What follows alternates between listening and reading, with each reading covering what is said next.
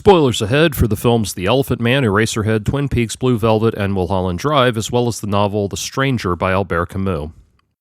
Film critic Roger Ebert was consistent in his dislike of the films of David Lynch. He famously didn't like Blue Velvet. Blue Velvet is a movie that really challenges you to think about your reactions to it. And my reaction is, I think this movie is cruelly unfair to its actors. It was directed by David Lynch, the same man who made Eraserhead and Dune, and he's a talented director. You can see that here in scenes that have a lot of power. But he asked Isabella Rossellini in this movie to be undressed and humiliated on the screen, as few actresses ever have been, certainly in non-porno roles. And then he tries to take the edge off her shocking scenes by turning the whole thing into some kind of a joke. Well, either this material is funny, in which case you don't take advantage of your stars, or it isn't funny, in which case it shouldn't have so much campy and adolescent dialogue along with the really powerful sexual scenes. Sure, the movie's well made, but the more I thought about it, the less I liked it. He didn't like Dune. One of the sad things about this picture is that it doesn't give you any entertainment, even on the level of looking at the special effects and the wonderful things happening on the screen. They're quite cheap, actually. They're not that. There are scenes that look like those high school pictures you see where some kid has a plastic airplane going across in front of his mother's bedspread, and you're thinking, this costs $45 million? Yeah. We ought to be able to see more windows on those spaceships. Yeah, there's a thing where he's riding a giant worm, like a surfboard or something, and I was laughing at it because it was quite amateurish. Well, the worm is supposed to be going like this, and I had the feeling the camera was going like this. Yeah, also Captain Video. Every outer space shot is like outer space from Captain Video old TV shows. Not very exciting. The only thing you could possibly do with this movie maybe would be use it as a talk-back movie later on when it gets to the campus circuit. Right. It's in 16 millimeter. Hoot at it. Yeah, you can sit there and wait for the one-liners and then go. It could make, in fact, a kind of a real long version of the Rocky Horror Picture Show. People could come to the theater with sand and worms. That would be lots of fun. I recommend that. He didn't like Wild at Heart. You know, I've thought a lot about this movie since it won the Cannes Film Festival last May, which I totally disapproved of. And I think what bothers me the most about David Lynch is what I would call his only kidding syndrome. He wants to deal with the most shocking possible imagery. He wants to deal with subject matter that involves violence and images that are sure to absolutely repel the audience, and then he wants to always end with a punchline that's a joke. Now, right at the beginning of this movie, before we even know who any of the characters are, the Nicolas Cage character grabs a black guy who's trying to stab him and beats him to death and pounds his head against a marble floor over and over again with blood splattering all over him until the brain is crushed. And then, when we're sitting there absolutely appalled, not only by the violence, but also by the subtext of racial animosity, he staggers up against the wall, grabs a cigarette, lights it, and then looks up underneath his lowered eyes like this at Diane Ladd and gives an overblown melodramatic reading that's supposed to be funny, so we can all laugh. I hate it when Lynch tries to get off the hook of his violence by giving us those cornball laughs at the end of every one of those sequences like that. He didn't like Lost Highway.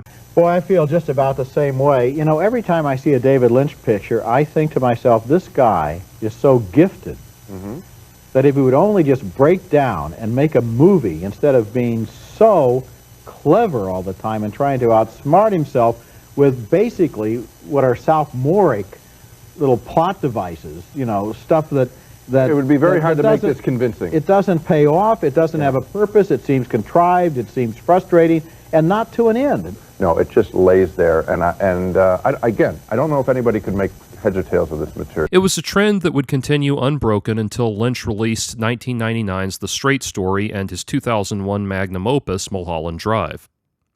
I haven't been a fan of many of his films, but this one fascinated me from beginning to end.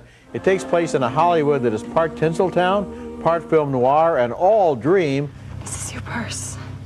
Your name must be in your purse.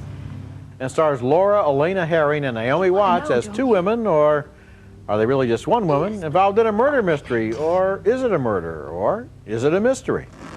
Even if you can't figure out a single thing, the film is compulsively watchable with its images of eroticism, mystery, Nancy Drew-style adventure, bizarre auditions, and creepy theatrical performances. Are those two heroines real or a figment of the imagination of a third person? Are they aspects of the same personality? Mulholland Drive leads us into a mesmerizing labyrinth, and afterwards, It teases us with possible interpretations. Like so many, Roger Ebert regarded Mulholland Drive as Lynch's crowning achievement and a culturally and artistically significant accomplishment despite his decades-long condemnation of the filmmaker's work. Indeed, Ebert's criticisms of Lynch seem to mirror those of many people who were largely perplexed by his films, where art house film buffs saw a surrealist master whose technical acumen was matched only by his Dali-esque surreal dreamscapes, neo-noir aesthetics, and punk rock disregard for traditional story structure. Critics saw a schlock purveyor of weirdness and nonsense, perhaps the living embodiment of the notion that dreams are more interesting to the person having them than the person hearing about them. And like so many, Ebert commonly accused Lynch of tying together weak ideas by inserting lurid jabs of sex and violence, conflating dramatic tension with shock value. Despite my ability to articulate the criticisms often levied at David Lynch's works, I am staunchly a fan. I can recognize why the uninitiated might be confused and put off by his work despite my reveling in those same macabre tableaus. Indeed, such a sharply divisive response has long characterized Lynch's career. So, people want to give you a card? Did you? Oh, I thought it was the ultimate suspense thriller. I kept waiting for something to happen, and it never did. Very entertaining. Very lively film. Gosh, it was the best thing I've seen all year. Bizarre. Some inane, bizarre person with a disturbed mind wrote that film, and I did not enjoy it.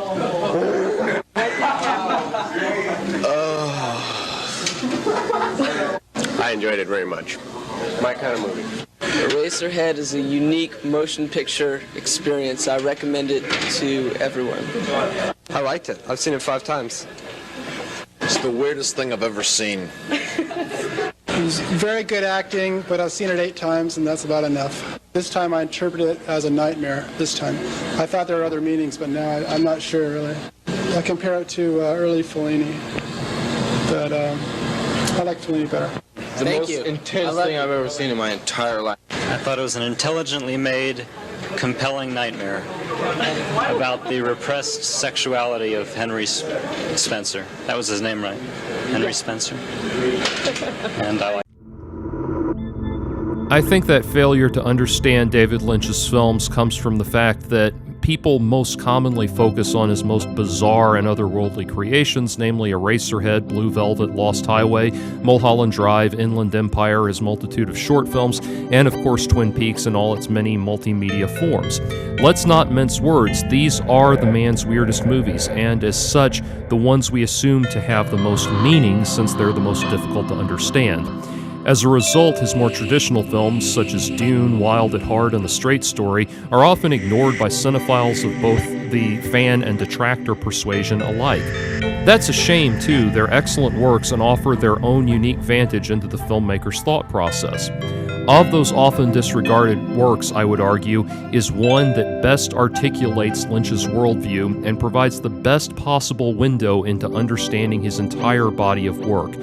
I am referring to 1980's The Elephant Man. In the late 1970s, comedic filmmaker Mel Brooks had been wanting to begin making serious films, but worried that a hard drama would undercut his established brand. To fulfill his wider ambitions, he founded the Brooks Film imprint with the release of 1980's Fatso, directed by Brooks's wife Anne Bancroft, Ira Miller's Loose Shoes, and Lynch's The Elephant Man, with the latter being of particular interest to Brooks himself.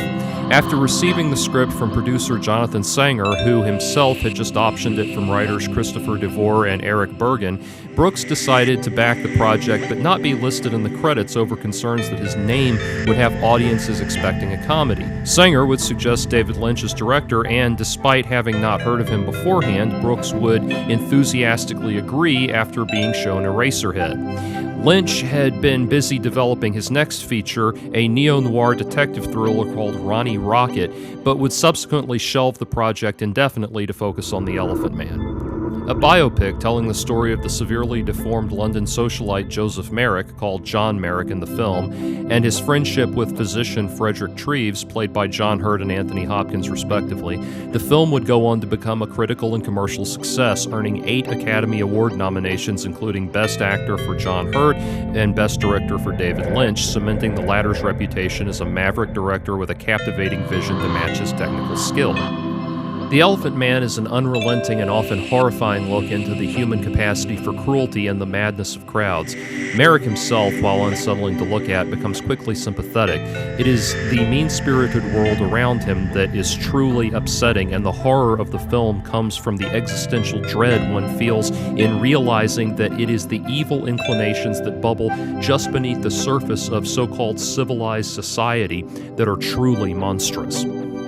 There is a coldness to the camera angles, one enhanced by the stark black and white style. Throughout the film, there is a sense of cinematic detachment. One feels the camera moving cautiously around the outer edges of a scene, as if scared to step too close to Merrick and the action around him. It is as if we, the viewer, are never allowed to leave the freak show where the film begins. The film is simple in its structure. Treves discovers Merrick eking out a living as a performer in carnival freak shows, saves him from his abusive handlers, and makes him a carnival attraction of a different sort by presenting him to medical students and other researchers. Nevertheless, a friendship forms between the two when Treves learns that Merrick is, despite his deformities, mentally sound. Treves begins using his connections to introduce Merrick to London high society, which remarkably embraces him as an eccentric oddity, allowing Merrick to enjoy some degree of luxury living. Despite such acceptance, the populace at large continues to abuse Merrick, and he eventually dies by apparent suicide when he lays down to sleep, something that he previously had only done in a sitting position due to his deformities. So how does this relatively straightforward dramatic piece explain the underlying meaning of David Lynch's work? For that, let's consider Roger Ebert's confusion at the message of the film. In his print review, Ebert gave The Elephant Man 2.5 stars and said, "I kept asking myself what the film was really trying to say about the human condition as reflected by John Merrick, and I kept drawing blanks. The film's philosophy is this shallow. 1. Wow, the Elephant Man sure looked hideous, and 2. Gosh, isn't it wonderful how he kept on in spite of everything? This last is in spite of a real possibility that John Merrick's death at 27 might have been suicide."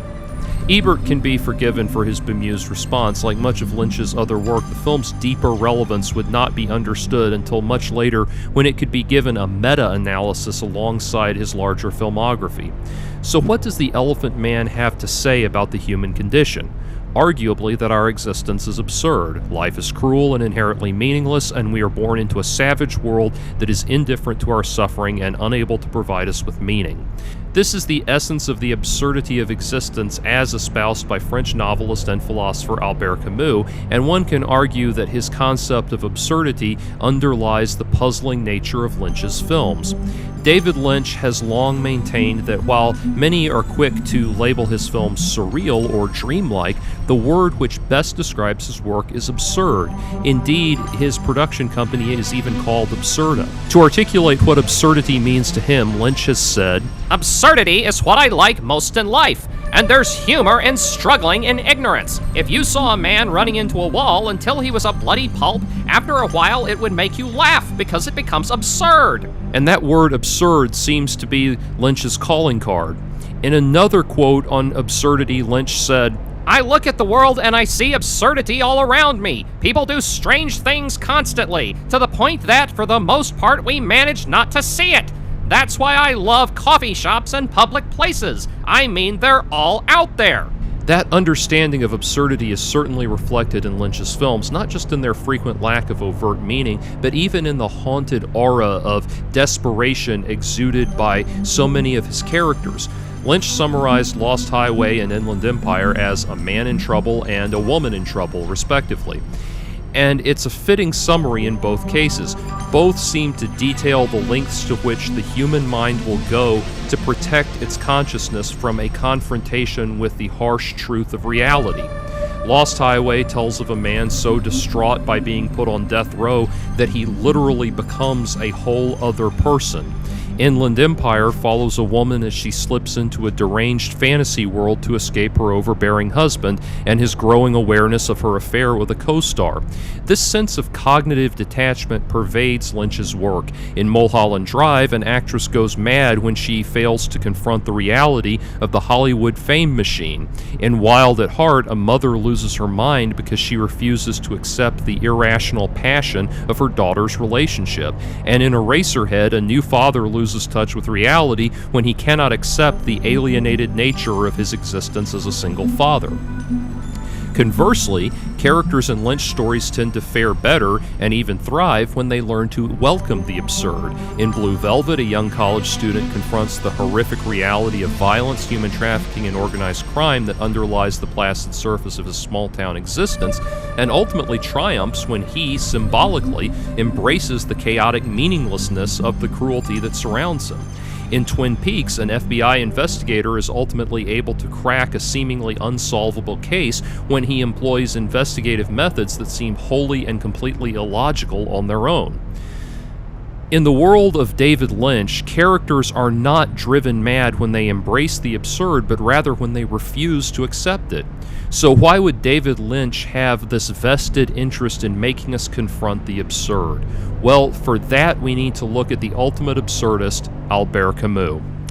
A French philosopher and novelist from the first half of the 20th century, Camus was famous for his absurdist philosophy, which held that life is inherently meaningless and that the most important and significant decision all persons make in their lives is in how they confront that meaninglessness.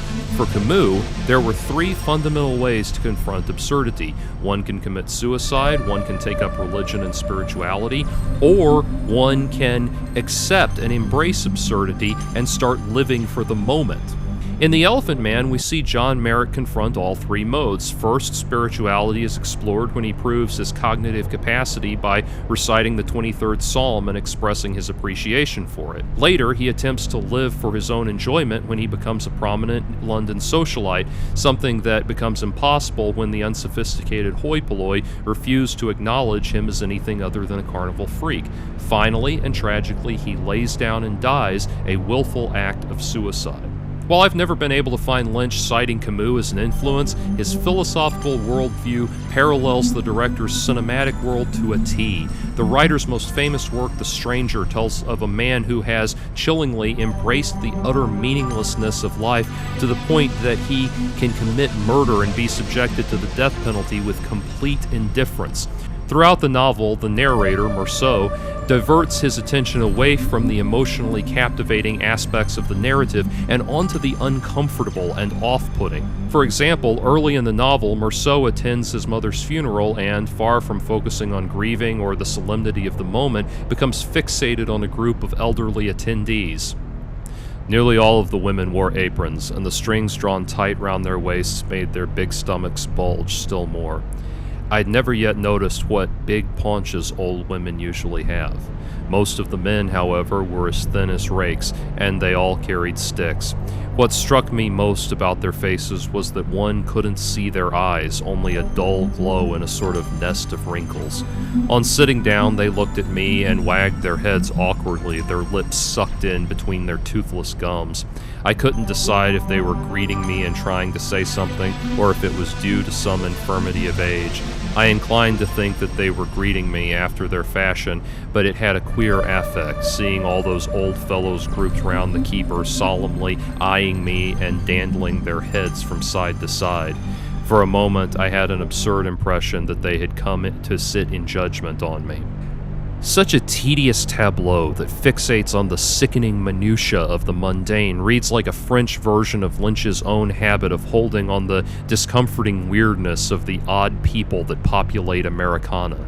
Personally, I think if there's ever going to be a Hollywood film adaptation of The Stranger, Lynch is the person to make it. So what is Lynch trying to say about the human condition in The Elephant Man? According to Albert Camus, it's the most important message of all, that we must come to the realization that life is inherently meaningless. But that realization is not the end of the road. Rather, it is a three-way branching path with suicide, spirituality, and nihilism as the possible directions. But I think that despite using Camus' philosophy as a base, Lynch sees deeper. He embraces nihilism and stares into that void not fearlessly, but rather unafraid to put his deep existential terror on full display. As Nietzsche famously stated, if you stare into the void stares back into you. Carl Jung would articulate this better. The void is your shadow. It is the entry point into the dark reality of your subconscious mind. And Lynch's work is notorious for creating worlds analogous to that subconscious realm. The Black Lodge in Twin Peaks, the Dream World in Eraserhead, Club Silencio in Mulholland Drive, the ominous parallel world in Inland Empire, all places where people realize, much to their own horror, that embracing that deep dive into the depths of their own minds and the errant terrors therein are exactly where we discover our meaning and our purpose in life. We may not like that meaning. It may break us, it may destroy us, but nevertheless, our life's purpose is to confront it. For all their surreal trappings, Lynch's protagonists confront fears that are surprisingly relatable and common to the human experience, realizing that parenthood is going to completely dominate our lives whether we like it or not, accepting that the safe, idyllic place where we grew up is just as corrupt and dangerous as the rest of the world, coming to terms with the fact that we may not live up to the standards necessary to realize our dreams, appreciating that the person we put on a pedestal may not be the perfect person we think they are, and that their perfection is really a facade to hide a deeply troubled, internally conflicted individual. This is the gauntlet that Lynch lays down. Either choose the heroic route and embrace the reality of the madness that hides deep in us all, or choose the safe route and write off his movies as pretentious oddball weirdness. Seen in this light, the character of Joseph Merrick has a meta-significance in the realm of Lynch films. He's not just a character in a David Lynch film, he is a David Lynch film. He is a bizarre, grotesque abnormality that his confused onlookers either respond to with deep fascination or visceral disgust. The terror his detractors feel is not a reaction to the disfigured person before them, but rather a response to the awareness his presence raises about the ugliness in themselves. In closing, it's worth noting that Roger Ebert's ongoing condemnations of some of Lynch's most highly regarded work would dog him throughout his career, so much so that in the 2014 Roger Ebert documentary Life Itself, which tells the story of the critic's life and accompanies him in his final days, director Steve James saw fit to challenge only one of Ebert's reviews, his notedly negative response to Blue Velvet. Roger Ebert was one of those fascinating people who I truly wish I could have sat down with and asked so many questions that his commentaries have prompted in me through the years. Sadly, that will never come to pass in this lifetime. Nevertheless, if I could have presented my own challenge to Ebert's reviews of Lynch films, I would want to ask him what his reactions to the films were revealing about himself. I have no idea what those revelations might be, but I am certain that this is the lens through which we must evaluate the work of David Lynch, lest we fall prey to joining the angry mobs chasing Joseph Merrick through those dark and dreary streets. Hi, David Lynch here, reminding you to click the like button, ring the bell for notifications, and subscribe to receive future videos. Furthermore, if you are so inclined, please consider becoming a donor to patreon.com/JTalksArt. Your support will allow Jordan to spend more time creating videos, resulting in more frequent entertainment for you to enjoy.